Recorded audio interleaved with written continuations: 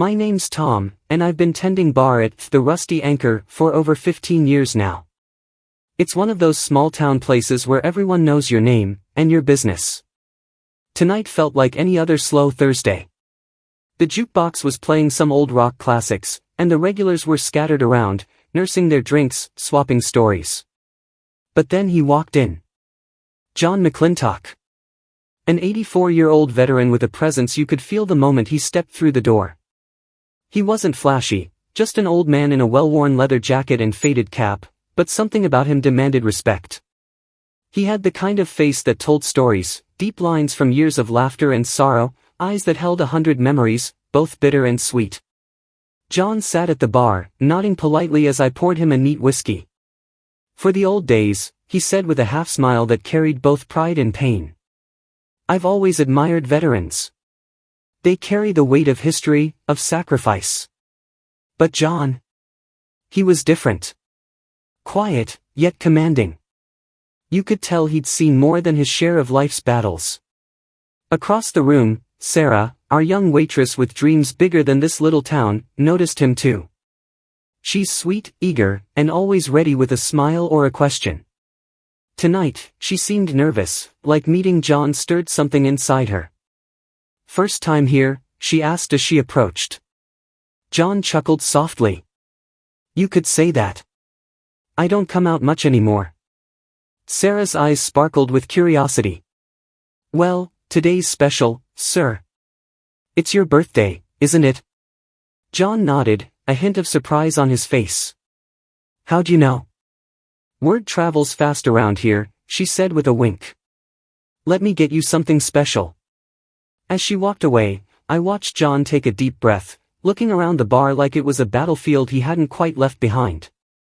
I wondered what ghosts he carried. Did he miss the camaraderie? The purpose? Or was he haunted by the things no one ever talks about? Then came the regulars, Joe, the retired trucker who loved to tell tall tales, Linda, the local schoolteacher with a quick wit and a sharper tongue, and Billy, a teenage kid who treated the bar like his unofficial homework spot. The night was calm until the door slammed open. In swaggered a group of bikers, loud and boisterous.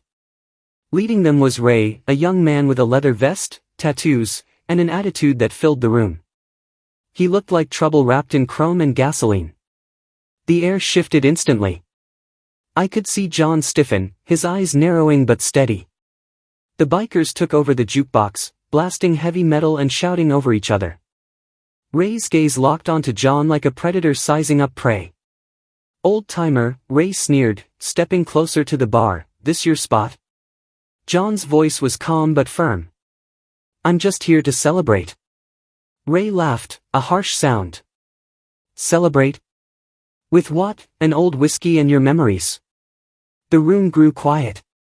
Joe chuckled nervously, Linda's fingers tightened around her glass, and Billy looked up wide-eyed. I stepped in, trying to defuse the tension. Hey now, this is a place for everyone. Ray ignored me, turning back to John with a smirk. You think you're tough, huh? You veterans all the same. Thinking the world owes you something. John's eyes glistened, not with anger, but sadness.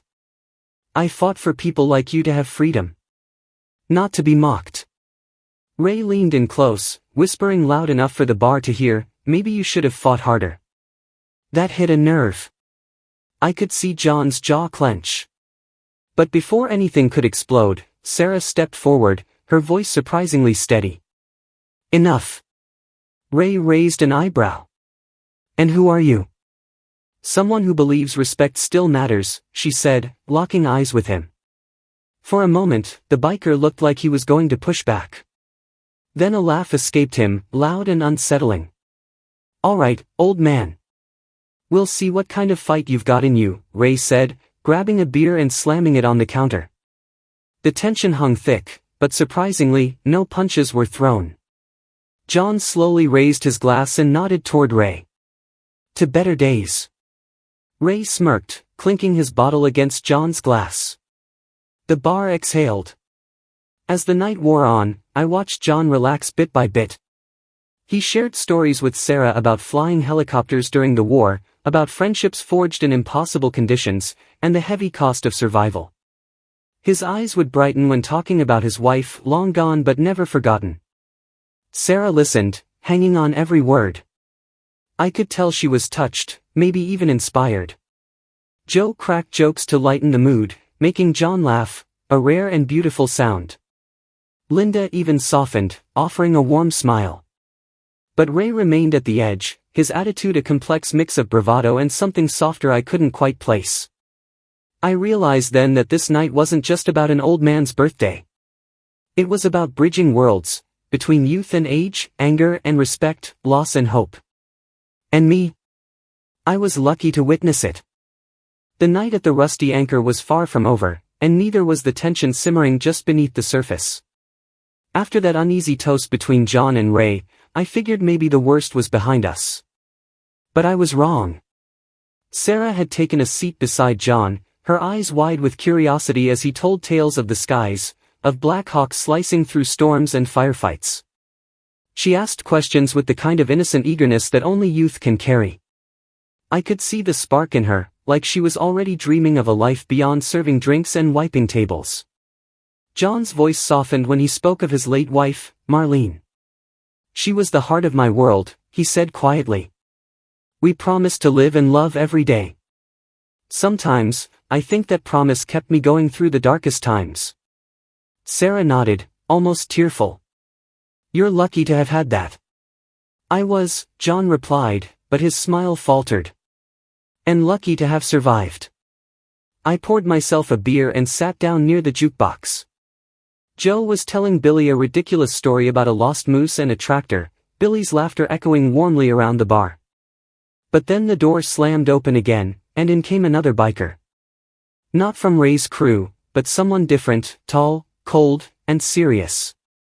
His name was Marcus, a rival from a nearby town, known for stirring trouble wherever he went. Ray, Marcus said with a smirk, looks like you're making new friends. Ray's grin disappeared. Just an old man and some kids. No harm done. Marcus laughed, low and dark.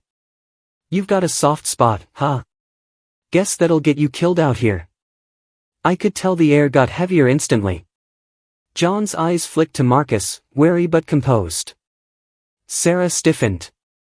Joe growled under his breath. Linda crossed her arms, already gearing up to intervene if things turned sour. You're looking for a fight, Marcus? I asked, standing up, trying to keep things civil. Marcus ignored me, turning back to Ray. Tell your new buddy here, what's his story? Hero? Survivor? Or just an old man trying to play tough? John looked at Marcus, then at Ray, and finally back at me. I saw something flicker in his eyes, a mixture of resolve and fatigue. He stood slowly, his frame thinner than it once was but his spirit unbroken. I'm all the man I need to be, John said steadily. And I won't tolerate disrespect, no matter the source. Marcus sneered. Big words for an old-timer.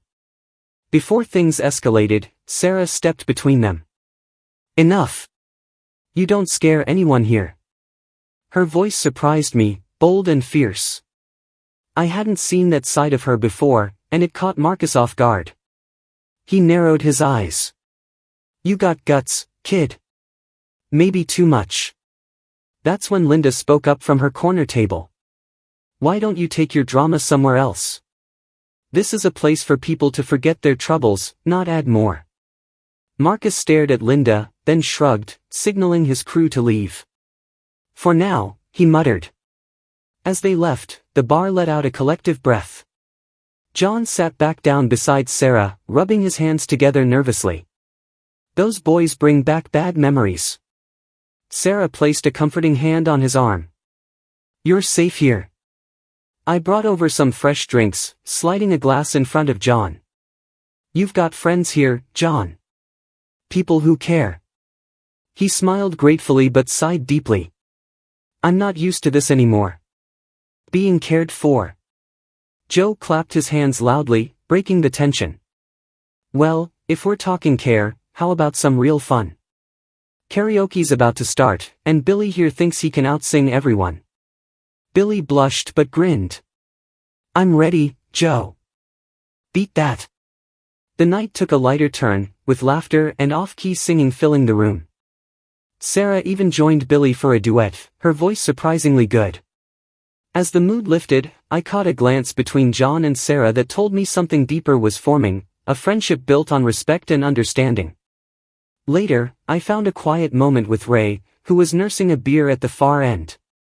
I asked him about his attitude, about why he seemed so quick to provoke. Ray hesitated, then confided, I grew up tough, Tom. Lost my dad young, had to fight for every scrap. Maybe I lash out because I don't know how to do anything else. It hit me hard. Behind the leather and bravado was a scared kid looking for belonging. I told him, maybe you don't have to fight alone anymore. He looked at me, a flicker of something hopeful in his eyes. Meanwhile, Linda shared stories of her struggles teaching kids like Billy, juggling heartbreak and hope every day. She laughed, dry and sharp, but you could tell her heart was in it. The night wound down with more stories, more connections. And me? I realized this was why I kept this bar open, not just for the drinks, but for the moments like this. When strangers became family, when wounds started to heal. Before closing, John turned to me and said, "Thank you, Tom. For giving an old man a place to belong." And I knew, somehow, this was only the beginning of something extraordinary. The Rusty Anchor was never just a bar, it was a crossroads of lives, dreams, and sometimes, heartbreaks. That night, as the neon sign flickered outside, the air inside felt heavier, charged with things unspoken and decisions hanging in the balance. John came in late, slower than usual, as if the weight of the world was sitting on his shoulders. I handed him his usual, a neat whiskey, no ice, and he accepted it with a nod. "I'm thinking about my daughter, Emily," he said quietly. "Haven't seen her in years. Last time we talked, it ended bad. I don't even know if she remembers me." Sarah, wiping down a glass nearby, glanced over, her curiosity piqued. "Why don't you try to reach out again?" John chuckled, a sad, dry sound. "Pride and mistakes. War does that to you, not just the fighting, but the silence afterward." Before I could say anything, the door swung open, and in walked Cassie. She was a new face around town, a reporter chasing stories, with a fiery spirit and a sharp tongue. She scanned the room, her eyes landing on John. "Mind if I join you?" she asked, her voice a mix of challenge and warmth. John hesitated but gestured to the stool beside him. Cassie settled in, ordering a bourbon and a smile that didn't quite reach her eyes. "I heard you're the man who survived Black Hawk missions and some personal battles too," she said. "I want to tell your story." John looked surprised but not opposed. "Stories have a way of changing people," he said. "Are you ready for that?" Their conversation quickly drew a crowd. Joe and Billy leaned in, Linda wiped tears from her eyes, and Ray watched from his usual spot, arms crossed but attentive. Cassie's questions peeled back layers, John's heroism, his losses, his regrets. But she also pressed on the wounds, the estranged daughter, the loneliness, the quiet days spent with only memories for company. Later, when Cassie stepped outside for a call, Sarah slid into the seat next to John. "Maybe it's time to stop running from your past," she said softly. "Your story might be the bridge you need." John looked at her, eyes glistening. "I'm scared, Sarah. Scared of rejection, of opening wounds too deep." Sarah smiled, a hint of mischief lighting up her face. "Sometimes, you have to break a few eggs to make an omelet. Or in your case, a second chance." Meanwhile, across the room, Ray was nursing a beer, watching the interactions with a mix of envy and admiration. He was tangled in his own mess. His younger brother, Jake, had just been released from jail and was looking to stir trouble. Ray feared losing control, feared dragging everyone down with him. As if on cue, the door burst open, and Jake swaggered in, his grin as crooked as his past. He greeted Ray with a slap on the back that sent the older man grimacing. "Time to raise some hell, bro," Jake sneered, eyes gleaming with mischief. Ray's jaw tightened. "Not here. Not tonight." Jake smirked. Why? Afraid of a little chaos? Linda stepped forward, her voice sharp. This isn't a playground for your antics, Jake. Either you behave, or you're out. Jake laughed, then turned his charm on me. Hey, bartender, pour me the strongest thing you got. I've got stories to make this place interesting. I poured him a double, watching carefully. The last thing we needed was a fight breaking out on my watch. Back at the bar, Cassie returned, her phone conversation seemingly heavy. She shared a look with John that told me there was more beneath the surface than just professional interest. Later, after closing, Sarah and I cleaned up while John and Cassie sat talking softly in a corner booth. You should tell Emily, Cassie said quietly. Don't let pride keep you apart. John sighed. Maybe you're right. Maybe it's time. That night, I locked up, the echoes of laughter, arguments, and confessions swirling in my mind. Each person here was battling their own storms, some louder, some quieter, but all looking for a shore. And the rusty anchor? It was the place where those battles met, sometimes clashed, but often healed. The rusty anchor hummed with the usual mix of laughter, clinking glasses, and the low murmur of conversations that carried the weight of hopes, regrets, and dreams. But that night, beneath the familiar sounds, tension crackled like static in the air, ready to snap. John was quiet, a shadow of the man who'd been animated just days before. I found him nursing a bourbon at the far end of the bar, eyes fixed on the swirling amber liquid. His hands trembled slightly, not from age, but from something deeper. The news he'd received that afternoon had hit him like a freight train. Emily, his daughter, had called. She was coming to town. The past, long buried under years of silence and pride, was suddenly breathing down their necks. Sarah noticed it too, the way John's usual calm had frayed. She slid into the seat beside him, her youthful optimism clashing with the storm inside him. You ready? She asked, voice gentle but firm. John swallowed hard. Ready? Hell no. But I have to try. Meanwhile, Ray was nursing his own demons. Jake, his younger brother, had caused a scene at the diner that afternoon, and now the town was buzzing. Rumors were spreading like wildfire, fueled by old grudges and new fears. Linda pulled me aside. Tom, if Jake shows up here tonight, I'm worried it'll end badly. I nodded. I'll keep an eye out. No one's breaking my peace tonight. Just then, the door opened and in strutted Jake, grin wide, eyes wild. His leather jacket was scuffed, and his swagger screamed trouble. Hey, Ray! You ready to stir the pot or what? Ray's face hardened. Not here, Jake. Not with everyone watching. Jake sneered. Since when do you care what others think? Before Ray could answer, Joe stood up from the pool table, cracking his knuckles. You want a fight, Jake? You got me. The bar went dead silent. Jake smirked. Always the hero, huh Joe? Maybe tonight's your lucky night.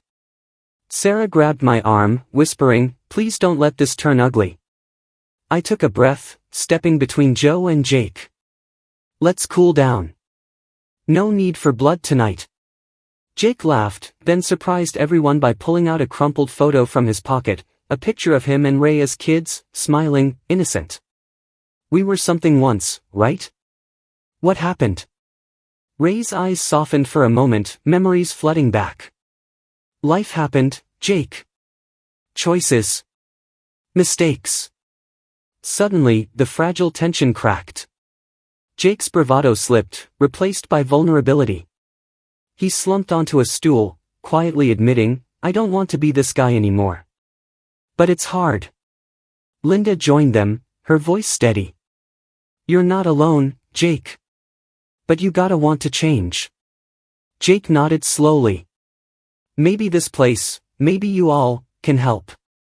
Across the bar, Cassie was taking notes, her face unreadable but clearly moved. John, watching the scene, finally spoke up, voice steady. We all have battles. Some visible, some hidden. What matters is who we stand with. Sarah smiled, reaching for John's hand. Looks like you're not alone either. Later, when the music softened and the crowd thinned, John confided in me, meeting Emily, it terrifies me. But maybe fear is the start of healing. Sarah, ever the light in dark corners, joked, well, if you need a wingwoman, I'm your girl. I chuckled, shaking my head. And don't forget the bartender. I've got a talent for listening and pouring. Joe came over, wiping sweat from his brow. Who knew a bar could be a battleground and a sanctuary? Linda laughed. That's life, Joe. Messy, painful, but beautiful. As I locked up that night, the neon sign flickering out, I felt something shift. The Rusty Anchor was no longer just a bar. It was a place where masks came off, wounds began to mend, and new chapters were written, not without struggle, but with hope. The Rusty Anchor felt different that evening. The usual buzz was quieter, like the bar itself was holding its breath. I stood behind the counter, polishing glasses, when John walked in. He looked older than his 84 years tonight, weighed down by more than time. His eyes, once sharp and bright, now flickered with a mix of fear, hope, and stubborn pride. Sarah followed close behind, her smile steady but guarded. Ray sat in his usual corner, jaw clenched but watchful.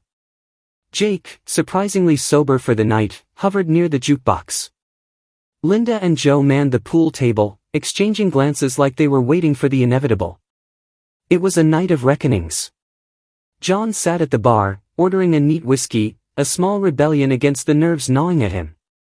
I poured the amber liquid, feeling the weight of what was to come. I'm meeting Emily tonight, John said quietly, his voice rough like gravel. It's been years. Too many years. Sarah sat beside him. Sometimes the hardest step is just showing up. I watched as John's hands trembled slightly. This wasn't just a father meeting his daughter.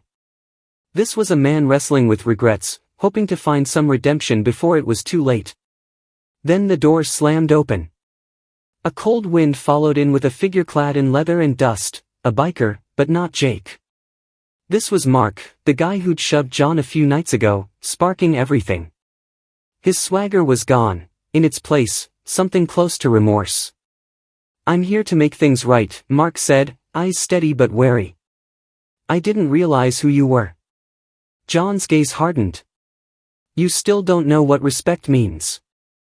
Mark nodded, then glanced toward the bar's back window. Look. Outside, a sound cut through the night, a low, powerful hum. Heads turned. The Rusty Anchor's neon sign flickered as a Black Hawk helicopter descended nearby, landing with an authority that sent a shiver through everyone. Joe muttered, well, hell. Didn't expect that.